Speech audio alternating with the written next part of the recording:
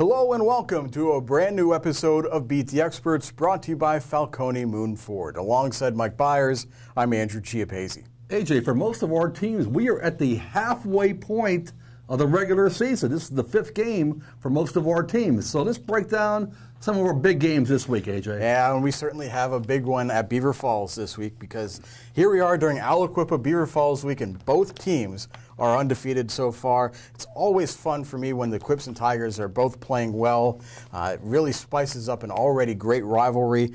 And Beaver Falls will host the Quips Friday night, and while the Tigers are 4-0 and they're at home, they're still definitely the underdog in my mind, because last week against Quaker Valley, Beaver Falls allowed Quakers quarterback Ethan Moore to pass for 302 yards. Considering how good Aliquippa's passing game has been with quarterback Eli Kasanovich, that's not good news for the Beaver Falls defense. Kasanovich has 15 touchdown passes, more than anyone else in the WPIL, and that's why I think Aliquippa is going to win this game. It's great that both of these teams are doing well, but the Quips are going to win. Yeah, AJ, Beaver Falls is a real cool story so far.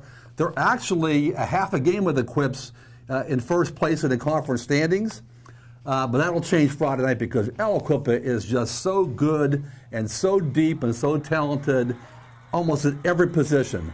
Their offensive, defensive lines are awesome. They just have great athletes across the board here. I'm not sure it's going to even be close on this given night here, you know. I will say this, like you said, it's always good when the Quips and the Tigers play. I think this is the 86th time they're playing in this rivalry over the years. Very good rivalry here, but the Quips, just too much talent. They're going to roll. You know, there's another big rivalry game on Friday night, but it's one that's always gone under the radar because these two teams haven't played all that often, and when they have, there hasn't always been that much on the line. And I'm talking about Southside hosting Burgettstown Friday night. They're finally the two neighbors in the same section, so that means they finally have something to play for, and both of them are undefeated so far in 2018. Burgettstown has posted back-to-back shutouts, Mike, but I don't think their defense has been tested like they will be Friday night, and that's because of the unstoppable force of Southside running back Jake Botkin. He had 316 yards and 3 touchdowns last week. Botkin has been outstanding behind Southside's offensive line. I think the Rams roll and continue on as an undefeated team against Burgettstown. AJ, I think Southside wins this football game, but I don't think they're going to roll. Burgettstown is pretty good. One of their strengths of their football team is a very good and pretty big offensive line and defensive line also. You mentioned Botkin. Those 316 yards last week is a school record. He broke the previous record held by Nate Block. I want to say it was 266 yards in the 2014 season. In that particular season, Southside was a playoff team.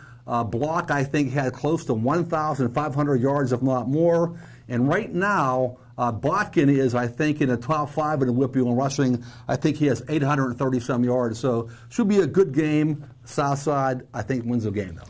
For the first time this season, the Freedom Bulldogs will have to find a way to bounce back from a loss after a 27-21 defeat to Mohawk. This has all the makings of a trap game when they travel to Elwood City on Friday night. Elwood City is off to an 0-4 start, but the Wolverines played Neshannock close last week, and maybe the Wolverines are ready to turn the corner with their run-heavy offense and a defense that played really well against the Lancers.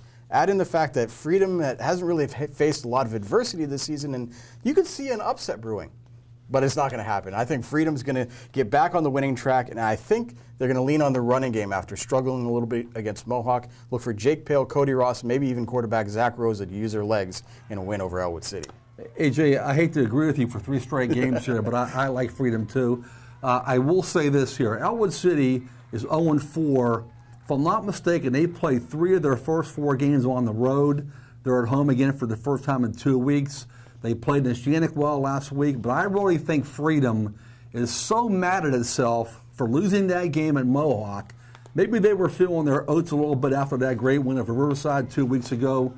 Very talented football team, and even there was some talk and speculation that after the Bulldogs beat Riverside that they might go 10-0 in a regular season. It's not going to happen now, but they could go 9-1. They will win Friday. You know, a lot of other games going on this week. What's another one that's caught your eye?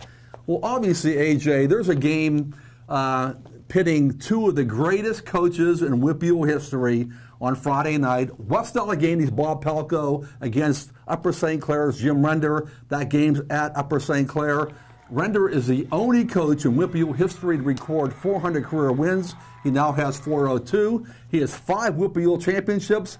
Palco has 8 WPIAL titles. 2 coaching legends here, 2 good football teams. I like West A in a mild upset at Upper St. Clair. I like it. I like it. You know, 2 weeks ago, Riverside, as you mentioned, had a really tough loss to Freedom, a blowout. But the Panthers bounced back last week with a really impressive defensive performance against Western Beaver.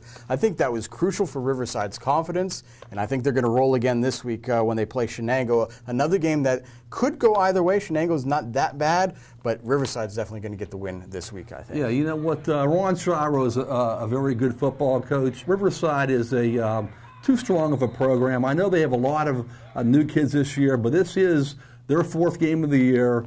They're going to win this football game and get ready for a playoff spot. That does it for this week's episode of Beat the Experts. You can keep track of all of our games on timesonline.com. You can join us at noon Wednesday and noon Thursday for the next editions of Game On. So for Mike Bires, I'm Andrew Chiappazzi. That does it for now. We'll see you soon.